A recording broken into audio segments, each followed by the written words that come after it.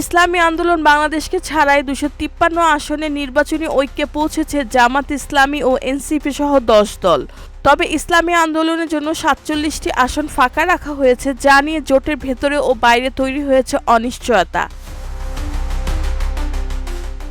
সমঝোতা অনুযায়ী জামাত ইসলামী পাবে সর্বোচ্চ ১৭৯টি আসন। এছাড়া NCP ৩০, Bangladesh Khelafat Majlis ২০, Khelafat Majlis ১০, LDP ৭, AB party ৩, BDP ২ এবং নেজামে ইসলাম পার্টিকে ২টি আসনে ছাড় দেওয়া হয়েছে।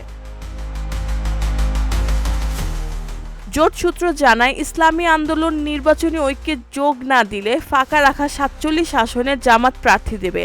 তবে জটিলতা তৈরি হয়েছে এ কারণে যে এসব আসনে কয়েকটিতে জামাত ইতিমধ্যে শরিকদের জন্য ছাড় দিয়ে মনোনয়ন জমা দেননি, ফলে চাইলেও সেখানে আর প্রার্থী দিতে পারবে না জামাত।